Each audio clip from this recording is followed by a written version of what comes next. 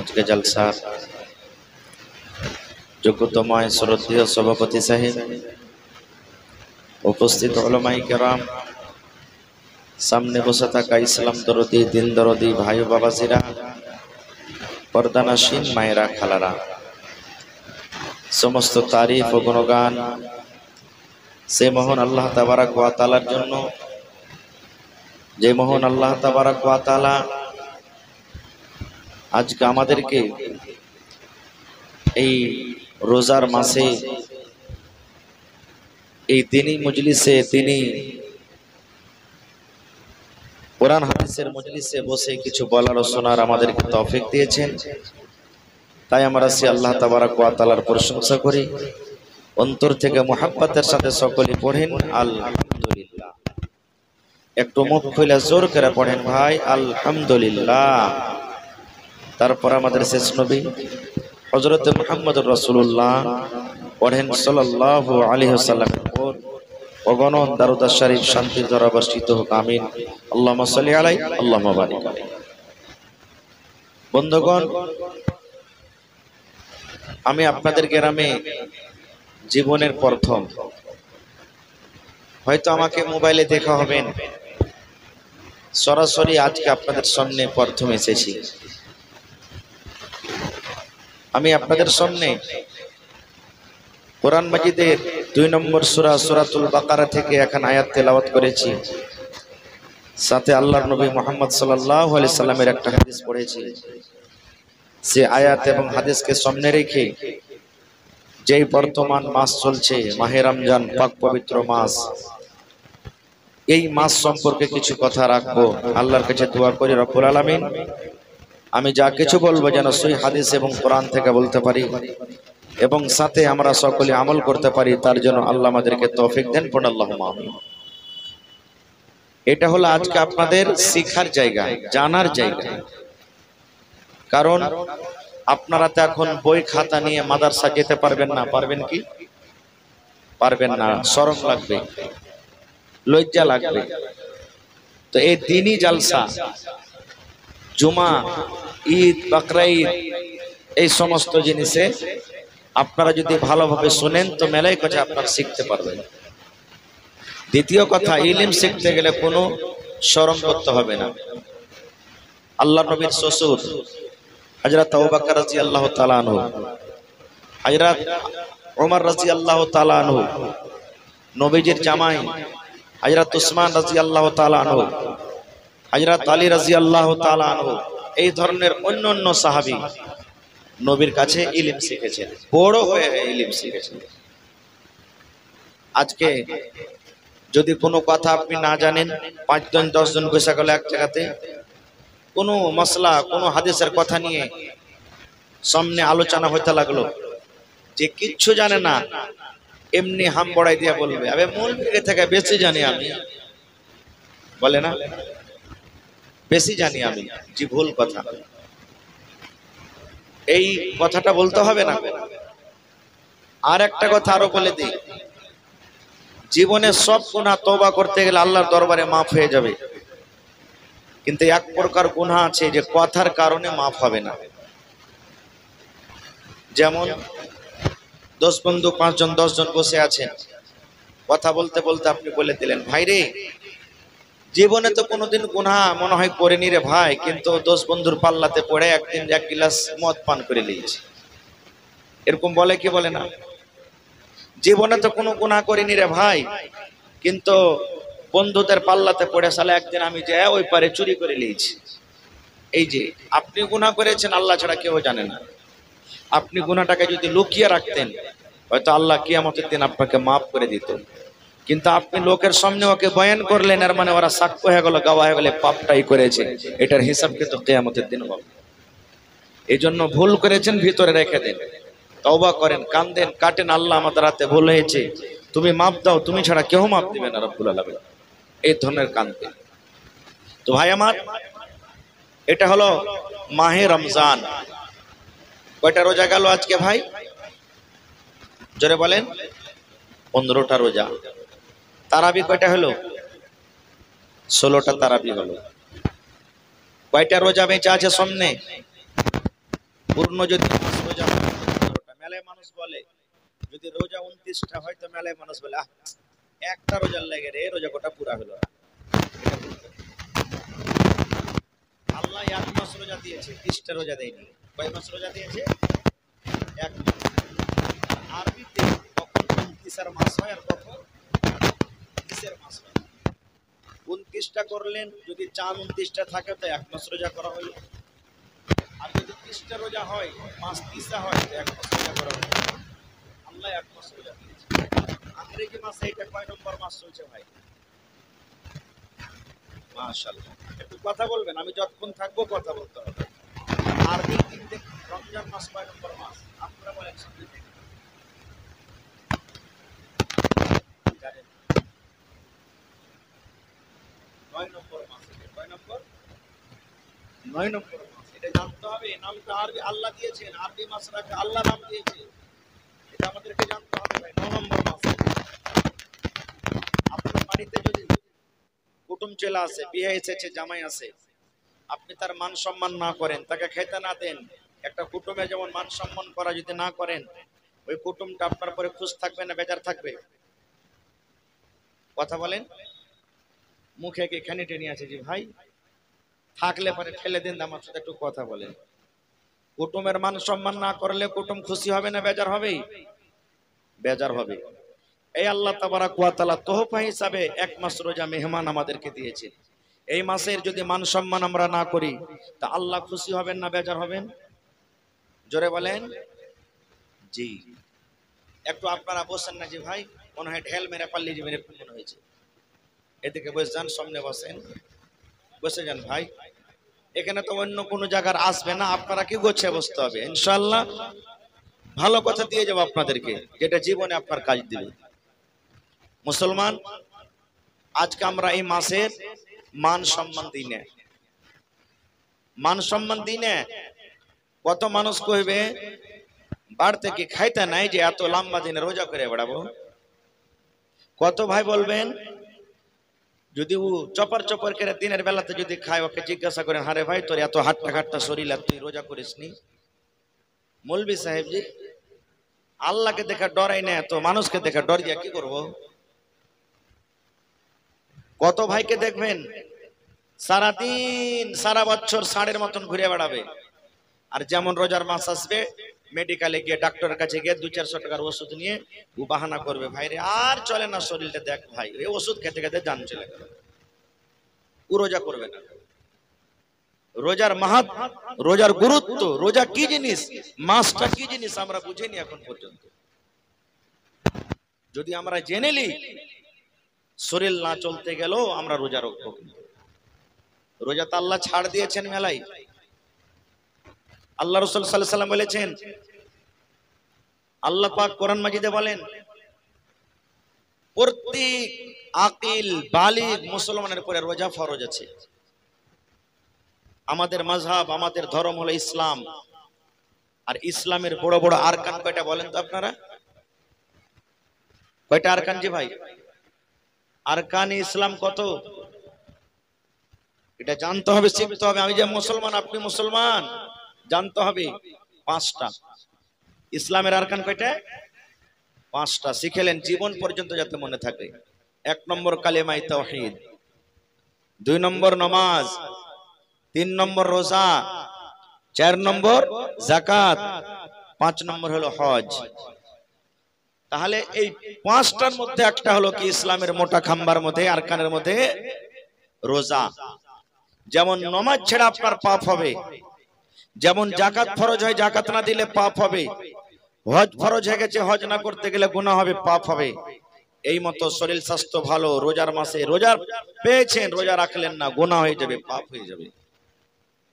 কত মানুষ কি করে, যেমনই রোজার মাস এলো ও দিল্লি চলে গেল, পাটনা চলে গেল, কলকাতা চলে গেল, বাড়তে থাকতে গেলে খালি মৌলবীরা খুতবা দিবে আর মাও ঘদর ঘদর করবে যে রোজা কর না রে, রোজা কর না রে, থাকবই না বাড়িতে। আপনারা বলেন যদি বাড়ি ছেড়ে দিল্লি চলে যায় রোজা মাফ হবে? মাফ হয়ে যাবে? হবে না। কেন? আল্লাহর কোরআন বলছেন, ফামান শাহিদা মিনকুম আশ-শাহরা ফালইয়াসমহু, আল্লাহ রাব্বুল আলামিন কোরআনে বলেন, হে দুনিয়ার মানুষ, তোমাদের মধ্যে যে রোজার মাসটাকে পেয়ে যাবে, তোমাদের মধ্যে যে রমজান মাসটাকে পেয়ে যাবে, ওই লোকটা যেন এই মাসের রোজা রাখে। আল্লাহ রাব্বুল আলামিন এই জায়গাতে কথা বললেন না, দুনিয়ার মানুষে তুমি বাড়ি ঘর ছেড়ে যদি তুমি দিল্লি চলে যাও, বাড়ি ছেড়ে যদি তুমি কলকাতা চলে যাও, বাড়ি ছেড়ে যদি তুমি পাটনা চলে যাও, তাহলে তোমার জন্য আল্লাহ রাব্বুল আলামিন রোজা মাফ করেছেন, এই কথা বলেননি। আল্লাহ রাব্বুল আলামিন বলেন, যে রমজান মাসটাকে পাবে সেই যেন রোজার মাসে রোজা রাখে। আপনি দিল্লি চলে যান, পাটনা চলে যান, মাটির তলাতে ঘর বানিয়ে থাকেন, চাঁদের ওপরে আপনি চলে যান, পৃথিবীর কোন জায়গাতে থাকেন না কেন, যদি এই রমজান মাস আপনি পেয়ে যান, আল্লাহ যদি আপনাকে হায়াত দেন, আল্লাহ রাব্বুল আলামিন বলেন, বান্দারে এই মাসের তুমি রোজা রাখো। এবার বলবেন, মাওলানা রোজা না করলে তো কি হলো, রোজা না করলে কি গুনাহ হলো, কি পাপ হলো? আমার কথা না এটা, দুটো হাদিস বলবো আপনাদের সামনে। ইমাম সাহেব জুম্মার দিনে যেই জিনিসে দাঁড় হয়ে খুতবা দেন, যে তক্তাতে কাঠে দাঁড় হয়ে খুতবা দেন, ওইটাকে আমরা কি বলি? কথা বলেন। মিম্বার বলি আমরা। মিম্বারে 4টা ধাপি আছে না 5টা ভাই? বলেন কয়টা ধাপি আছে ভাই? 3টে ধাপি আছে, মাশাআল্লাহ। তাহলে ভালোভাবে গুনেছেন আপনারা। নবীজি আমার একদিন প্রথম ধাপিতে যখন পা দিলেন তখন পড়লেন আমিন। আমিন মানে আল্লাহ তুমি কবুল করো। এই যে আমার মাওলানা দোয়া করছিলেন, এখন আপনি টাকা দিলেন, দোয়া করলেন, হে রব্বুল আলামিন এই লোকটার মুসিবত তুমি দূর করে দাও, আল্লাহ তার রোজগারে তুমি বরকত দাও। যখন এরকম ভাবে কেউ দোয়া করবে তখন পড়বেন আমিন। আমিন মানে আল্লাহ তুমি কবুল করে নাও। যদি কোনো মানুষ দুনিয়া ছেড়ে চলে গেছেন, ওই লোকটার জন্য যখন দোয়া করে রব্বুল আলামিন, এর বাপ কবরে চলে গেছেন, মা কবরে চলে গেছেন, রব্বুল আলামিন কবরের তার গুনাহ খাতাকে মাফ করে তার কবরে তুমি জান্নাতের বিছানা দিয়ে দাও। এরকম ভাবে যখন দোয়া করেন তখন পড়বেন আমিন। আমিন মানে তুমি আল্লাহ কবুল করে নাও। এই যে নামাজে আমরা পড়ি সূরাতুল ফাতিহা, গায়রিল মাগযুবি আলাইহিম ওয়ালাদ-দাল্লিন, তখন কি পড়ি? আমিন মানে আল্লাহ তুমি কবুল করো। নবী আমার প্রথম ধাপিতে যখন পা দিলেন তখন পড়লেন জোর করে আমিন। সাহাবায়ে কেরাম বললেন, মসজিদ ভরা মানুষ, আমরা নবীর আমিন শুনতে পেলাম। 2 নম্বর ধাপিতে নবী পা দিলেন, তখন নবী পড়লেন আমিন। আমিন মানে আল্লাহ তুমি কবুল করো। 3 নম্বর ধাপিতে নবী আমার পা দিলেন, তখন পড়লেন আমিন। তাহলে প্রথম ধাপিতে পা দিলেন তখন পড়লেন আমিন, 2 নম্বর ধাপিতে পা দিলেন তখন পড়লেন আমিন, 3 নম্বর ধাপিতে নবী পা দিলেন তখন পড়লেন আমিন। কয়বার হলো? 3 বার। নামাজ শেষ, খুতবা শেষ। একজন সাহাবী নবীকে প্রশ্ন করে দিলেন, ইয়া রাসূলুল্লাহ আজকে এমন কাজ করতে দেখলাম নবী গো, একটা জীবনে যে কাজটা আপনি করেননি। নবী আমার বললেন, বাবারে কি আমি নতুন কাজ করলাম? সেই সাহাবী বললেন, নবী গো জীবনে কোনোদিন এই কাজ করেননি, আপনাকে একটা নতুন কাজ করতে দেখলাম গো নবী। আপনি যখন প্রথম মিম্বারের ধাপেতে পা দিলেন তখন পড়লেন আমিন, 2 নম্বর ধাপেতে পা দিলেন তখন পড়লেন আমিন, 3 নম্বর ধাপেতে পা দিলেন তখন পড়লেন আমিন। এখানে তো কোনো লোক দোয়া করেনি, কোনো লোকজনকে দোয়া করতো দেখেনি, দোয়া করতো শোনেনি। কেমন করে আপনি আমিন পড়লেন? কেন আপনি আমিন পড়লেন? এই আমার ভাইয়েরা, মায়েরা, খালারা শোনেন।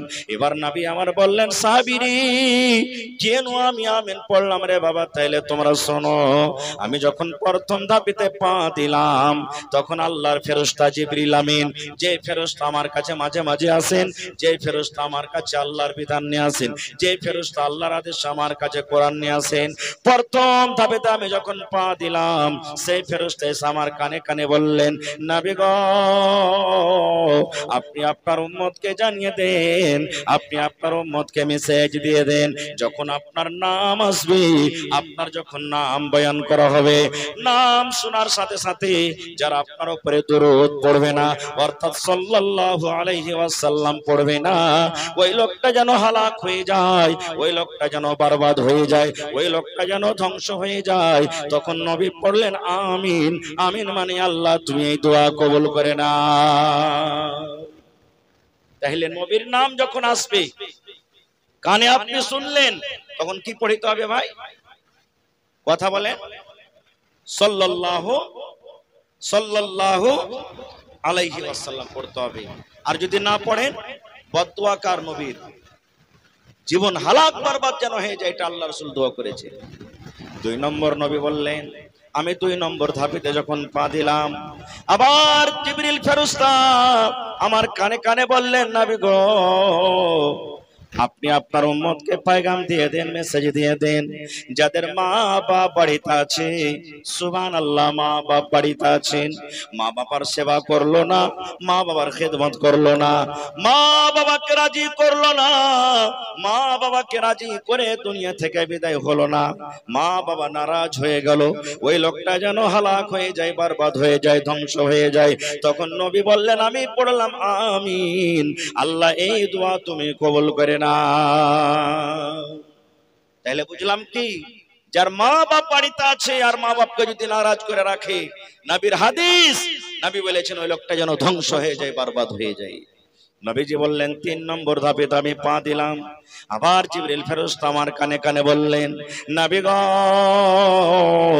আপনি আপনার উম্মতকে মেসেজ দিয়ে দেন, যারা রমজান মাস পেল, রোজার মাস পেল, রোজার মাস পেয়ে রোজা রাখলো না, রোজা রেখে নিজের জীবনের গুনাহটাকে মাফ করতে পারলো না, রোজা রেখে গুনাহকে মাফ করতে পারলো না, ওই লোকটা যেন হালাক হয়ে যায়, ওই লোকটা যেন বরবাদ হয়ে যায়, ওই লোকটা যেন ধ্বংস হয়ে যায়। নবী তখন বললেন, আমি পড়লাম আমিন, আল্লাহ এই দোয়া তুমি কবুল করে নাও। নারে তাকবীর। তাইলে কি বুঝলাম? যে ভাইরা বলে যে মাস্তানি করে বাড়িয়ে বেড়াচ্ছি, রোজা না রাখলে কি হবে, এটা আমার হাদিসের মেন পয়েন্ট। তাহলে রোজা না রাখে বদদুয়া কার পাবেন? জোরে বলেন, কার বদদুয়া পাবেন? আল্লাহ রসুলের জিবরিল ফেরেশতা। আমি দোয়া করব, কবুল হইতে পারে না পারে, আমার মাওলানারা দোয়া কবুল করবেন, কবুল হইতে পারে না পারে, 50-50। কিন্তু আল্লাহর রসুল যদি দোয়া করেন, আল্লাহ তার দোয়াকে রদ করবেন? জোরে বলেন, রদ করবেন?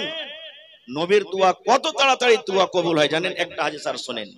নবীজি আমার একদিন খুতবা দিচ্ছেন, মসজিদে দাঁড় হয়ে আছেন, খুতবা চলছে, ওয়াজ নসিহত চলছে, আর একটা লোক, একটা সাহাবী এসে রাসূলকে বলছেন, কি আল্লাহ রসুল গো, আসমানের পানি বন্ধ হয়ে গেছে, মেঘ হয় না গো নবীজি, জমিন শুকিয়ে গেল, ঘাস পাতা সব শুকিয়ে গেল, ফসল সব শুকিয়ে গেল, জীবজন্তু সব না খেয়ে মরতে লাগলো।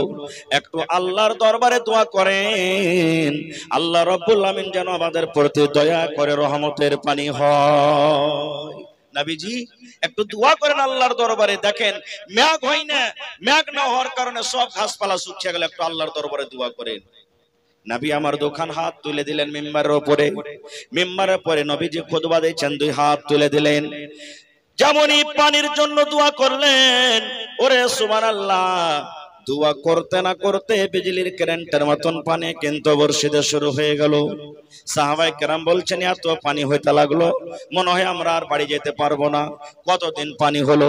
শুক্রবার পানি হলো, শনিবার পানি হলো, রবিবার পানি হলো, সোমবার পানি হলো, মঙ্গলবার পানি হলো, বুধবার বৃহস্পতিবার পানি হলো, আবার শুক্রবার পর্যন্ত পানি কিন্তু হইতে আছে, বন্ধ নাই। আপনারা এই লোকদের কান্দার মানুষ বেশি বুঝতে পারবেন। 7 দিন 8 দিন যদি এক টানাতে মেঘ হয়, তো পানি ধরবে না? ধরবে না?